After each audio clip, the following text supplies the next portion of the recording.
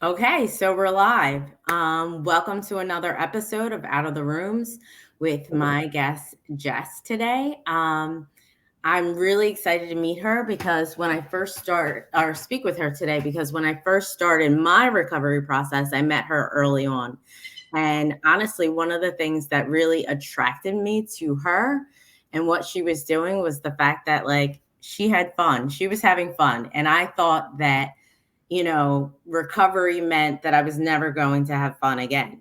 And so here we are with Jess. And so, Jess, can you tell me? We'll start there. Can you tell me what it's like for you now, like, or once you entered recovery? Because I feel like people who are still out there suffering, I know I did, I know other people do that I've talked to, think that this is going to be the most boring experience and that their life is over. Yes. Hi, Mignon. Good morning. Thanks for having me on. It definitely felt like it was over.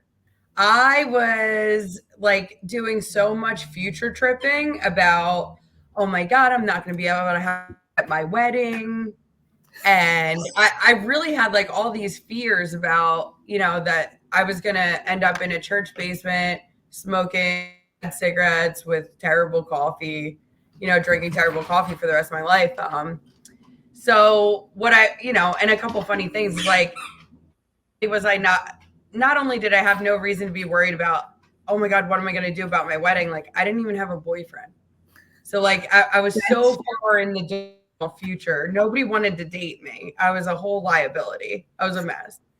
And anybody that did was sick because all I was bringing trauma and pain. Yeah. Um, sorry, my dog has a squeak toy. If you want me to take it, This tell is me. real life. No, this is real life. Include it Like, all. um, yeah, so like I wanted to have fun. I was introduced finally to a group of other people that were having fun around like 60 some days in recovery. And that just it started off with things like going bowling, you know. Then I got invited to go on a recovery camping trip. And instead of being in my head, like, I don't know them, they might not like me, I was so bored that I was just like, fine, I'll go, and I ended up having a great time. And so, can you tell us like some of the things that you have done in recovery that, like, if you had to give like the most fun things that you've done since you've been in recovery, what would you say some of those things are? At 11 months clean and sober, a friend of mine and I got tickets to Bonnaroo, which is like 3 or 4 day music festival in Tennessee. And we loaded up my Oldsmobile and drove 13 hours and stayed in a tent and danced from like morning till night and saw every possible like band, singer, performer that we wanted to see. And that was something that people were telling us like we couldn't do. Like use people are doing drugs there, psychedelics are a huge part of that scene, like that kind of thing. Like you can't be around it. And with the like security of having like another sober buddy and knowing we had each other, we found out that they do this thing where they have recovery meetings at those shows. That's And we were awesome. told to go find the yellow balloon. And the yellow balloon did not have nitrous in it. The yellow balloon was a marker for like thousands of people to be able to see that. And if you saw that and knew what it was, you'd come and gather. And between every step break, we would pray, we would share, people would talk about if they were having temptation, and then we'd go together to the next performance. That is awesome.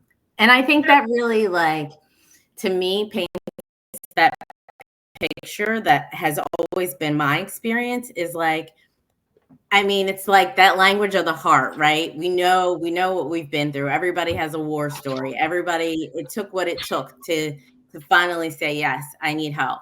But like we work as a family. That's been my experience. I mean, even before you came on the show, I haven't seen you in years. And I was like, hey, Jess, like, and it was like, oh yeah, like it was no like, I don't really know her.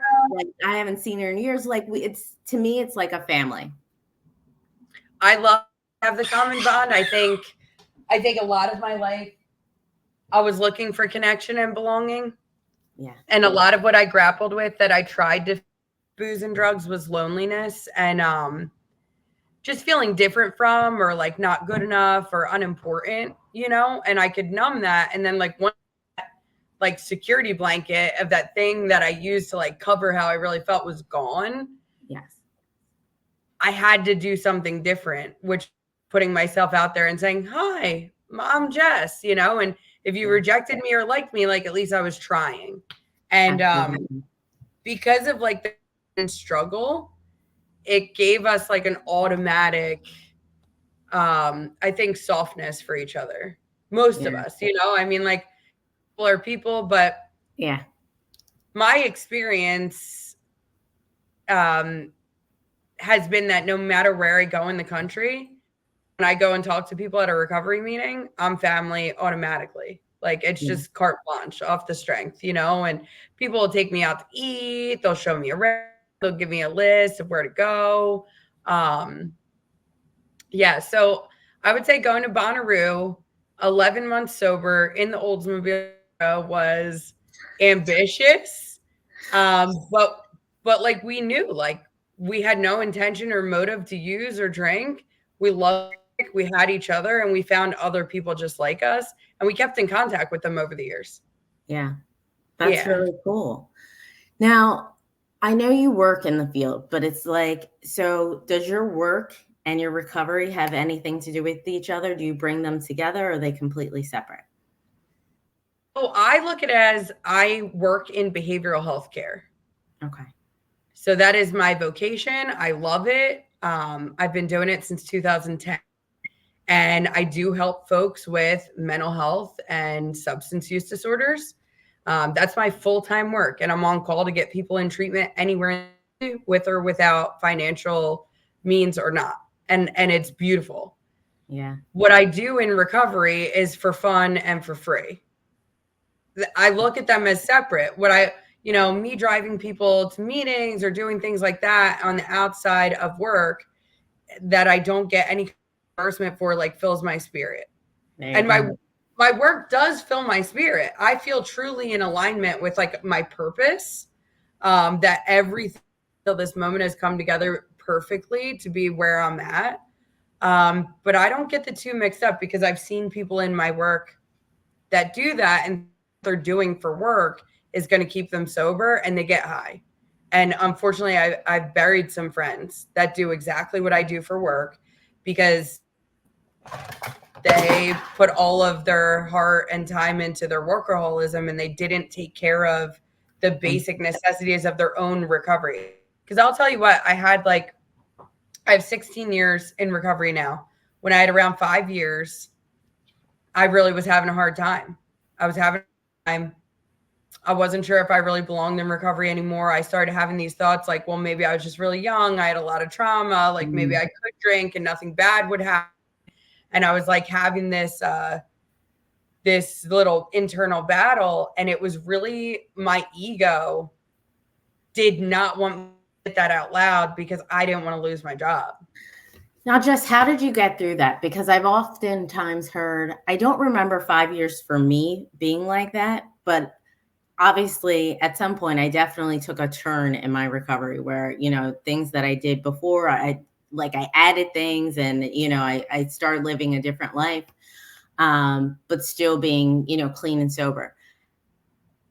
How did you get through that point? Because I know that I've talked to a lot of people who, whether it's 5 years or not, um, feel like, well, maybe I was just young. I think, you know what I mean? Like I've met tons of people that are like, maybe it was just young. Maybe it's just the situation I was going through. Maybe, how did you get through that? I remember talking to somebody in recovery, not work related, not a professional, but somebody else that's an alcoholic. And we walked my history together. I remember her saying, okay, take me back through it on the outside of a front porch. Like, okay, take me through it. What was it really like? Well, I didn't drink every single morning or every single day. I didn't have a brown paper bag. I wasn't under a bridge. I wasn't unhoused, blah, blah, blah. Okay, then why did you end up in recovery?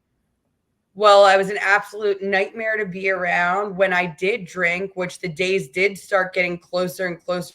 It was no longer Thursday night, Friday night, Saturday. It was also, there was always a reason Sunday. And then it was Monday night at Valari's. And then it, like, somebody just held space for me and asked me the questions of like, well, what was it like, so that I could hear the unmanageability, and also so that I could hear my own experience of how, like, I react differently to alcohol than other people.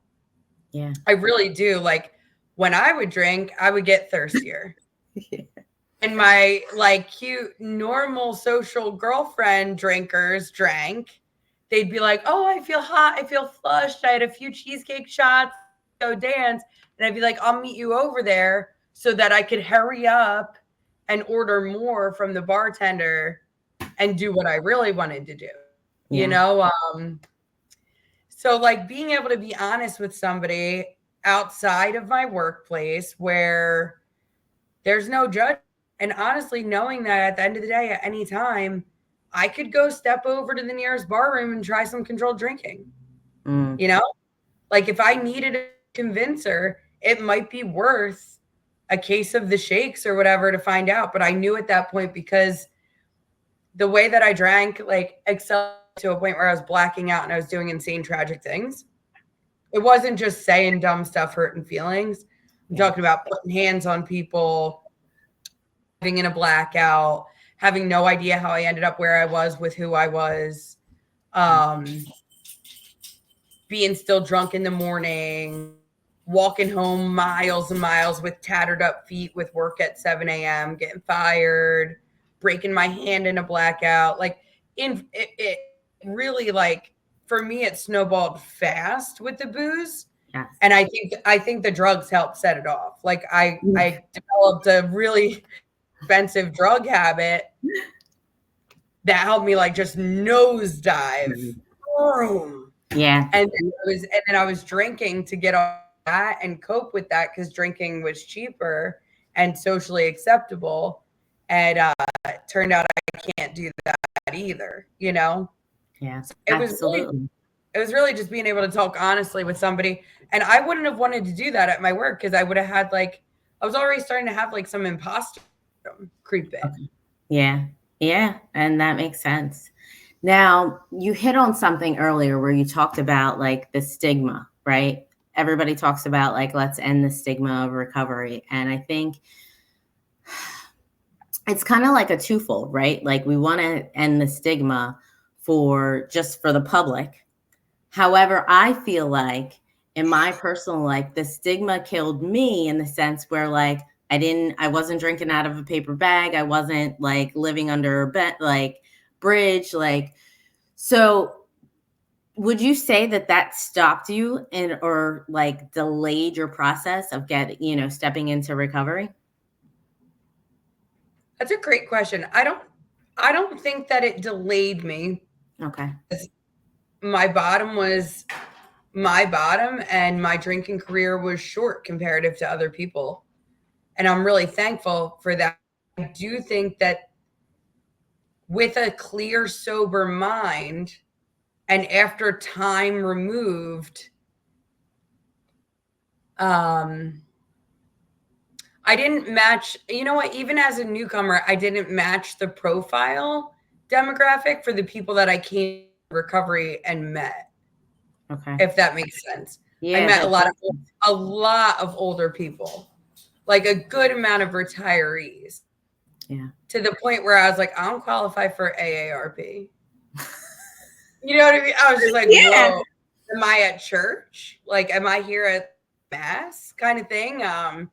I had, like I said, like, thank you God I met the young people I did. But when I finally did, I had probably been in 30 some like actual recovery meetings before I finally watched one person walk in that age of 30. And it was cool. Like, I'll never forget it. Like, this chick walked in, she had a street bike helmet, she had platinum blonde hair, she had some leggings on, and I was like, now this is what I've been waiting for. Really, because like all the older people really, really kind to me. Yeah. And God loved them, and they'd be like, "You look good, kid. Keep coming." And I needed that encouragement. Everybody outside of the meetings was mad at me, or like didn't want to mess with me because like I had said like this will never happen again and failed. Yeah. So thank God for the older, like wiser, like crowd. But when she came in, I felt a breath of fresh air of like, whew, there's some hope. And sure enough, she ended up teaching me how to ride. She took me to DMV to get my No permit, way. my motorcycle endorsement. So She had wait, an you old, got your permit after you became sober? yeah, my That's so permit to ride a cool. motorcycle. I got my motorcycle permit with her. She took me to the DMV. She was like, "You'll probably fail the test anyway, but at least you'll get a good knowledge of what's on it." And I was like, "Okay." I had nothing for me, Yeah. like I'm going to recovery meetings every day. I'm going to work 7 to 3, and like my family is like walking on eggshells a little bit. They love me, but like they're not impressed that I just suddenly woke up one day and didn't drink and get high. Like I'm finally doing what I should have been doing all along. So Yeah. nobody at home's like, "Yay, Jesse," Just Yeah. like, okay, like we'll watch you work, like prove it, as they should. And that's a good point, right? Because I remember a lot of people struggling, and I think a lot of us struggle with that. Like people think that their family is going to be like, "Woohoo! Like you stop drinking, you stop drugging." Like what is your experience with that, and how did you deal with, like you mentioned, your family just being like, "Okay, you're doing what you're supposed to be doing."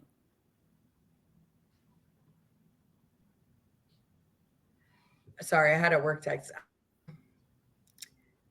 I remember one time. Okay, so my family is extremely proud now, and Yes. they verbalize it often, But it and takes time. It took and time it's to get there. beautiful. But it took time. I remember.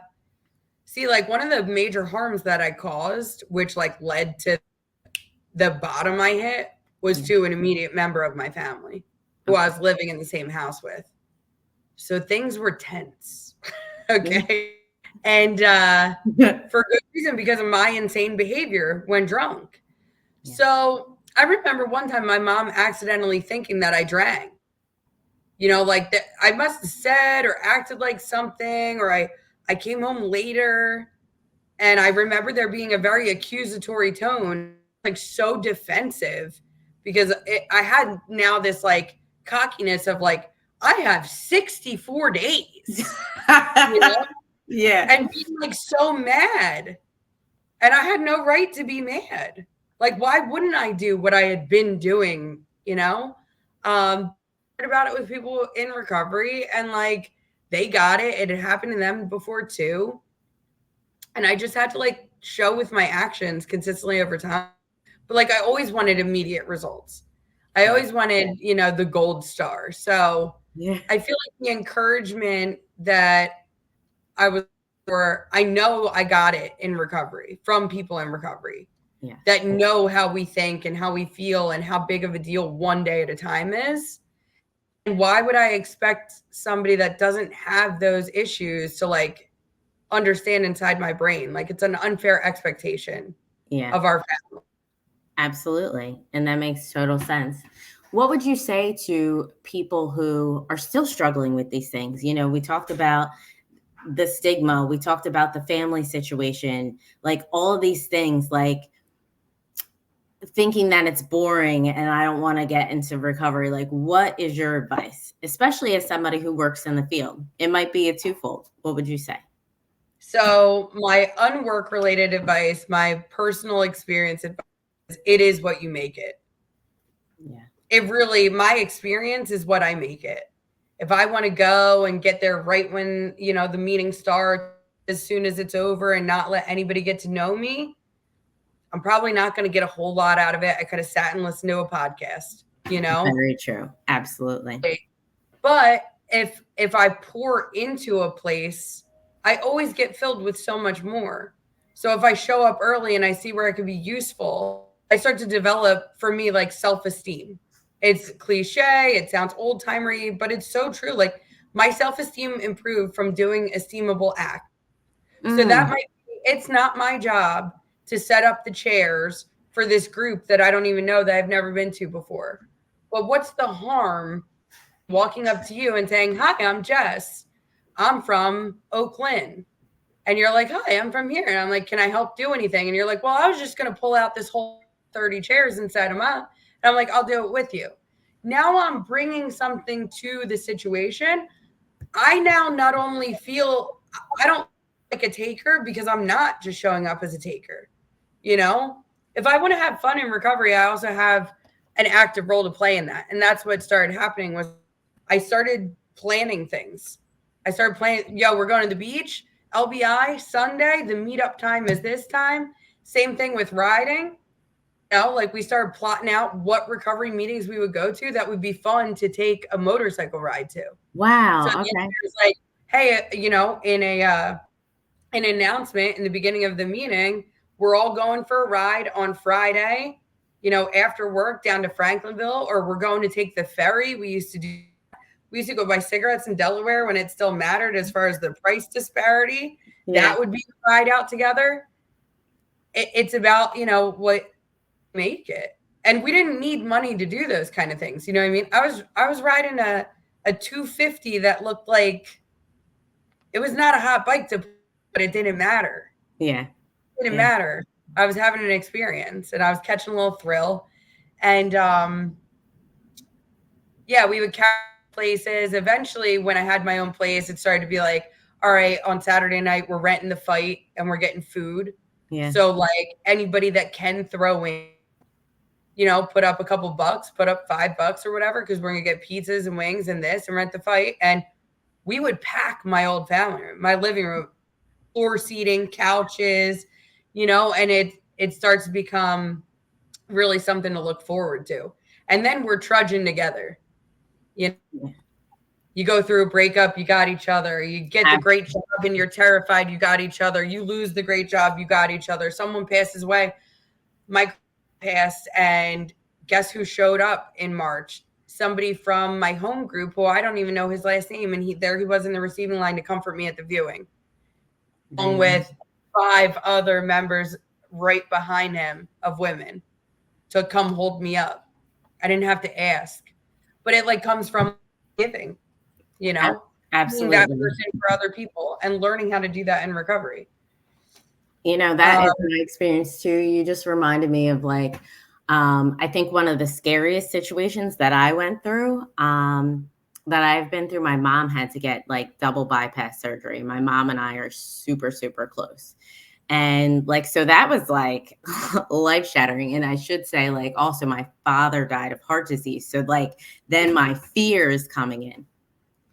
I'm going to my mom's room to visit her the day after the bypass surgery. Who do I see? People from recovery walking out of her room. Visiting Like, your mom?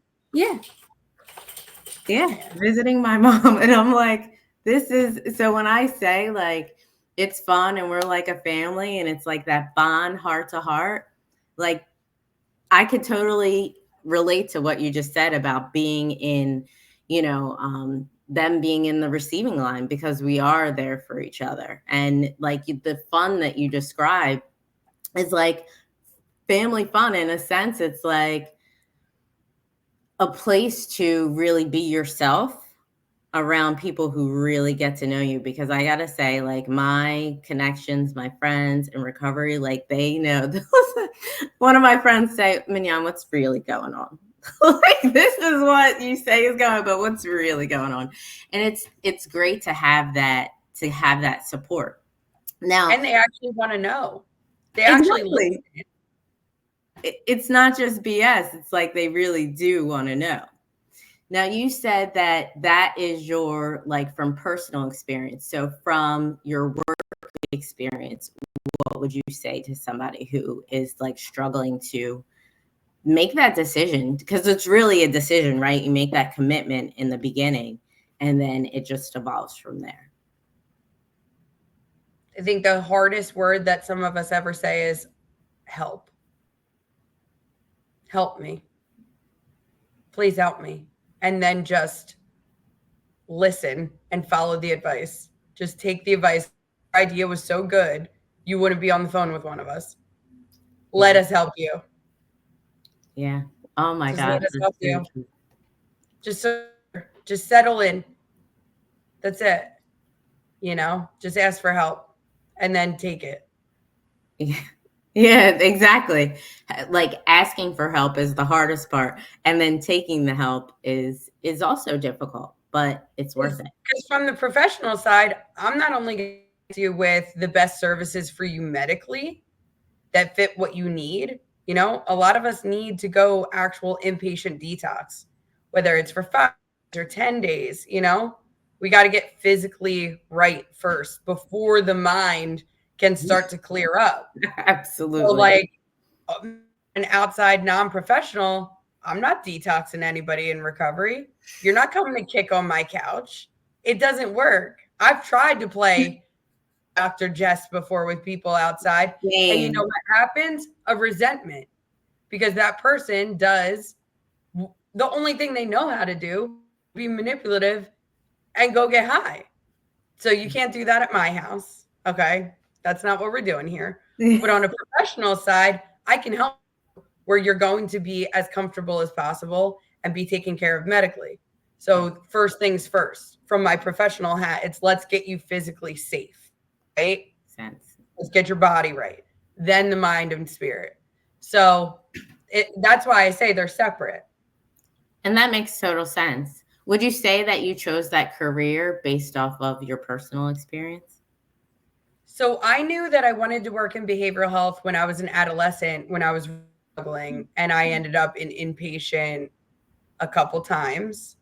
And I was sitting with really well-meaning professionals, and my interpretation they were saying was, "I know how you feel," but that might not have even been what these people were saying. Yeah. And I just remember they had decorated behind them. They might have had the little nice little sand thingy that you play with on the desk, and they had business cards and whatever. And I remember having this feeling of like, none of you can help me, or like you have no idea what it's like in here and in here. So I knew then that I wanted to do something therapeutic, and I thought specifically it was going to be with adolescents. Huh. So when I started working in the field, I had 3 years in recovery, and I started working with adolescents in an alternative to incarceration program. So I did end up in the field based on my experience, but it wasn't based on the experience that we're talking about now of like being clean and sober in recovery. Yeah. Yeah. But it was based on the human experience of feeling unique and hurting and thinking, they don't teach you this in school. I don't care where you went for your degree. This isn't in a book. Yeah. That's so true. Like I So, needed the language of the heart, truly. and I think that as you describe it, it's different from having a professional who's never been through the situation to help you as opposed to somebody who has been through the situation. So that's really amazing that you're working in the field and helping people from your heart. Interestingly, though, a lot of what I did learn in school to become a certified alcohol and drug counselor is that self-disclosure is extremely inappropriate oftentimes. And Really? it's very selfish. Yeah. For me to sit down in a session with somebody and tell them like I've been where you're at is not practice therapeutically at all as a paid professional, because that's not what I learned with the skill set and learning how to become a counselor and getting credentialed through the state and the board of new, marriage and family therapy. That's Yeah. not what we're taught to do. If that's what I'm coming to work into a session with, an ill-equipped toolbox actually. Yeah, because you're talking about yourself. You're not listening. Because there's something about self-disclosure that's like, is that really for you? Like it might be, but there are times that folks, are human and they could actually do some harm with that if they're not trained. Think about it. It's your insurance paying for a therapy session. You didn't come to listen to me. That's true. You're coming to talk. Yeah. Now, when it's useful, it's okay to self-disclose, but there's lots of training around when and how to do that. Hmm. Is the therapeutic relationship needs to be a really safe place that isn't it's not a Friendship. friendship, it's not a mother-daughter thing, it's not familial, and that it's different, and it remains safe in that special container as a professional for both parties, for the Yeah, client and the professional, you that know? makes sense. You don't want to develop like a I don't want to set anybody up for a human reliance on Jess. That I'm all be all 911. And I would think, from my personal experience, I mean, obviously you don't want to do that professionally, but even in recovery, like I know in my experience, that's not the goal. Yeah, Like I'm not for the sure. 911. Like I'm trying to help you find a power other than myself, a power other than relying on all these externals. And I want to say, most of the people that I've interviewed, talked to, um, everyone really talks about feeling like, and you mentioned this earlier yourself, feeling like, I don't belong, or something's not right, or like a hole in my heart, or like I always felt different type of things. And I think a lot of us have picked up externally, um, a lot of things to try to combat that. And so, what has your experience been like with that? Like, not relying on things external to you to kind of like fill that up, as opposed to like something spiritual. I mean, I think I'm smiling because it's an ongoing opportunity for growth for me personally. Yeah. Because there will be things that give me relief that I become reliant on. I'm extremely self-reliant first off. Um, I really trust my own thinking a whole lot. I have all these years of evidence that I make good decisions consistently. I haven't picked up a drink or a drug in 16 years and change. I'm coming up on average September. So I'll really sometimes, if I'm not careful, be like drinking my own Kool-Aid that I know what's the right thing to do in a situation. I'll get like the tap when I start to feel anxiety or fear come up, or if I feel anger, and it'll be like a clue that like, ooh, I suddenly think that I have like more power or control over external things, other people, the world than I really do. Yeah. And from that pain, whether it's fear or failure as a result of relying on myself, then again, I'll submit to a higher power. That's But awesome. it's honest. It's still very much like a ride. It's a journey for sure. And I love that you said that, because I think that people oftentimes, especially us, like you said earlier, like we want instant results, and to realize that just like life is a journey in itself. And so the fact that you express that is really amazing and helpful. Well, I was raised with faith. I was raised Mhm. with faith. Um, but some scary things happened along the way that really rattled my systems, and they happened pretty early on, like around 10. Okay. So I started to develop agnosticism in about like and a lot of like questioning and a lot of judgment of people of beliefs that it was childlike of them, Yeah. that like heaven is like a Disney World for adults that they need to believe in, so they really and thank God for like the open conversations I would have with my grandfather in particular, who's a very devout religious man himself, Okay. who has extreme faith. But I would be able to tell him those challenging thoughts, and he would just listen, preach at me or anything. But he would remind me that fear is an absence of faith. Mm. And he would say, and he actually wrote me a post-it one time: "No God, N-O God, N-O peace. K-N-O-W God, K-N-O-W peace." He would leave me these good token like reminders. And when I came into recovery, people were talking about the importance of dependence a power greater than myself because I was failing relying on myself. So wasn't it clear that I needed something more powerful? I wasn't doing a great job driving without car insurance, can't hold a job, and I'm not talking about glamorous career jobs. You know, relationships with my family, can't hold a romantic relationship. Dr. Jekyll, Mr. Hyde when I drink, no matter what I try to do, no matter if I drink beer or liquor, trying to control and enjoy my drinking, it's not working. Credit, what's credit? I'd been throwing mail away. Like I was really down bad in my thing to like I would get bills and I would throw them out. It got so bad. My apartment was so crusty. I had like ramen noodles stuck to like I was throwing them out. No way. Dishes. Oh, I was living like an animal. Yeah. It was awful. Wow. I ended up moving home with my tail between my legs. But I was like dying an inch at a time. I looked really, really bad. And it was scary. But the thing is, like I wasn't as scared as I should have been, if that makes sense. Do you remember that? It does, because I didn't realize how bad it was. Now looking back, I realized how bad it was and why people were fearful, like that I would die. But then, like, that wasn't even a thought to me.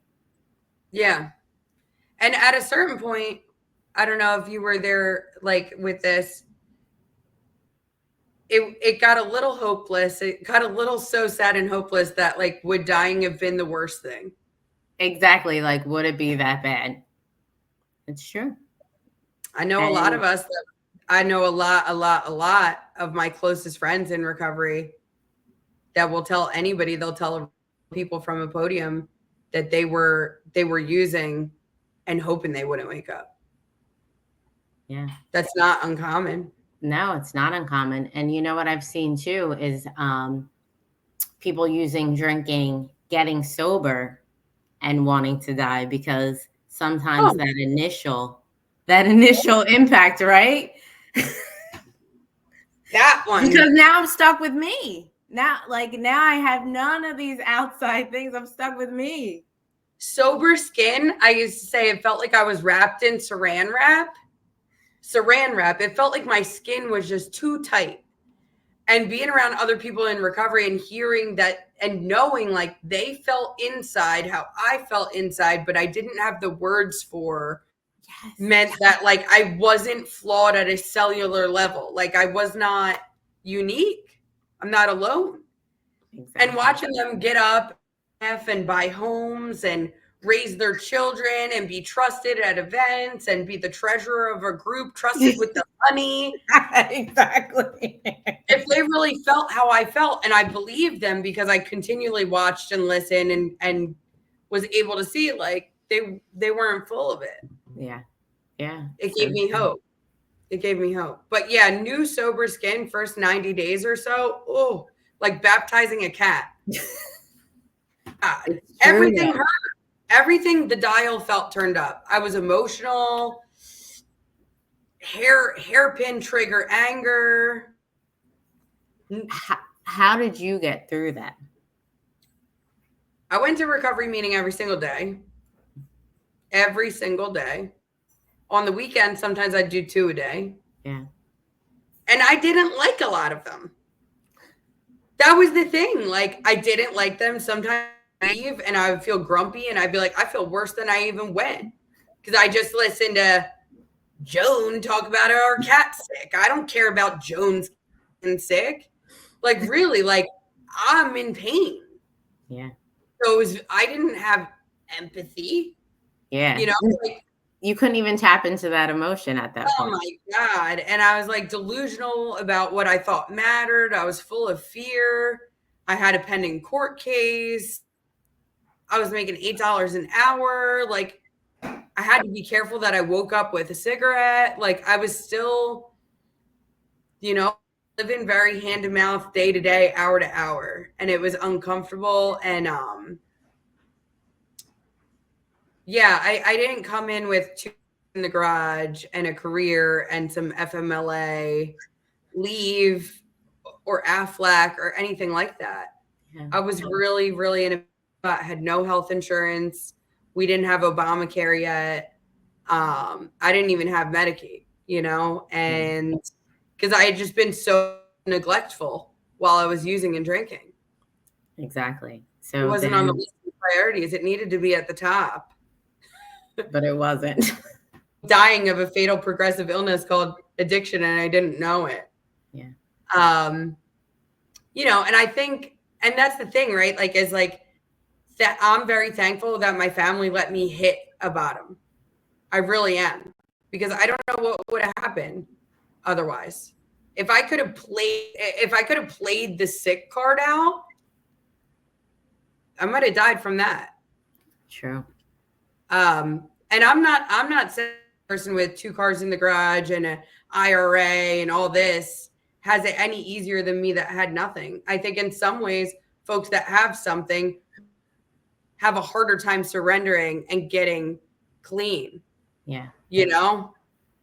When I'm up against the wall in a corner and all score 3-0, and it's like I might end up go to jail or lose my life or do this, begrudgingly, because I'm an emotional toddler, I pick Yeah. recovery. But I picked recovery thinking it was going to be temporary. I didn't think I was going to be here still. I thought I was going to Really? get, oh my God, that was not the goal. The goal was to get the heat off my back, get my mom and sister not mad or scared of me. My grandparents still put a roof over my head because I'm not acting like, an embarrassment or a demon.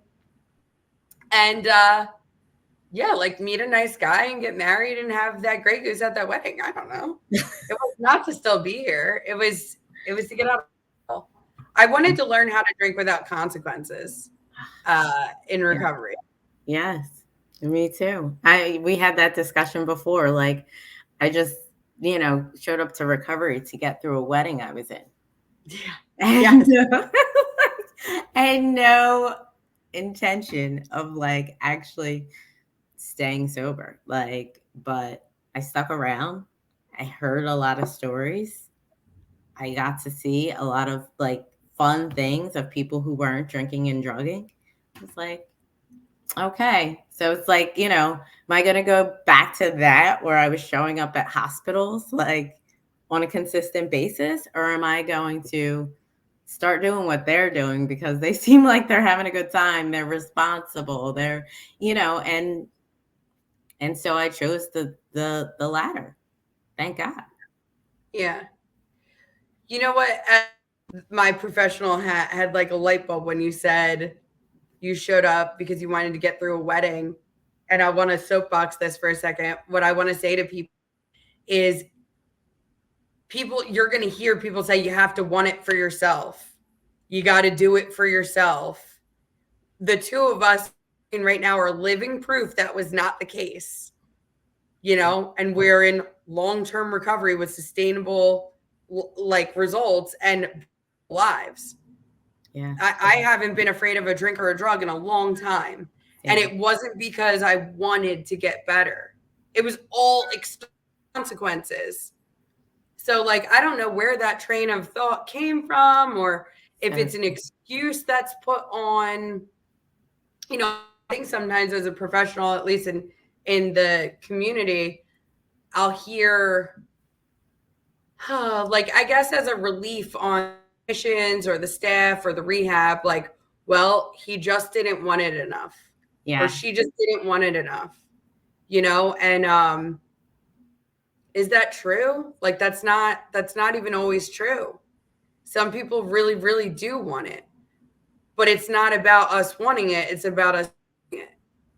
I can have all the intention in the world, but like I have to start somewhere. And that meant asking for help, making that phone call I made, and showing up really uncomfortable, feeling like my insides were on my outside, Yeah. and repeatedly doing it. On a regular basis. Yeah. Absolutely. I couldn't agree more. And that phone feels like it's a million pounds. Yeah. Because I really thought that people were going to gasp and be like, oh my God, or think I was weak. It ends up the complete paradox of like surrender is the way of strength. put down the flag, like white flag, and put down the bat, kind of thing.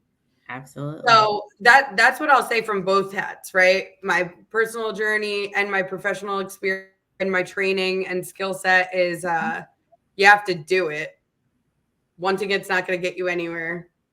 I want to get paid to do my job. Is that enough to get paid? No, I have to do my job. Exactly. Can't just show it. But we talked about like having fun.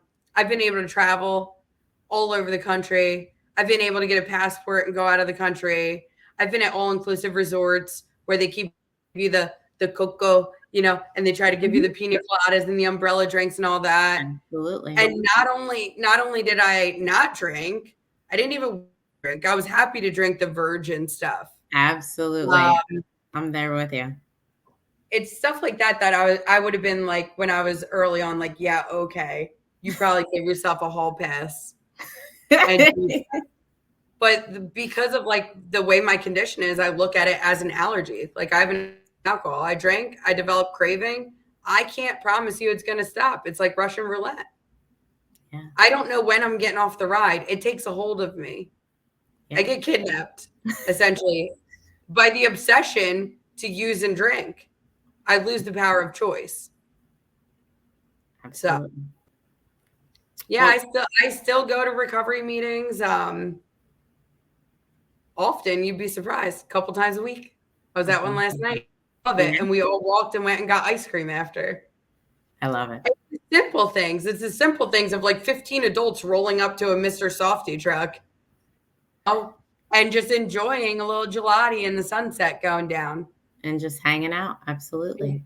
Coming home fulfilled. And even like, I know for me as a single mom, like just raising my kids with people who are in recovery and like seeing like, okay, she's doing it. Like she's getting through the hard times. She's getting through like having fun in the fun times. Like it's, just really living that life and experiencing other people doing it. Yeah, we cry together. We laugh together. Yeah. Well, thanks so much, Jess. I truly appreciate you meeting today and sharing, what it's like being in recovery. Thank you. Thanks for having me.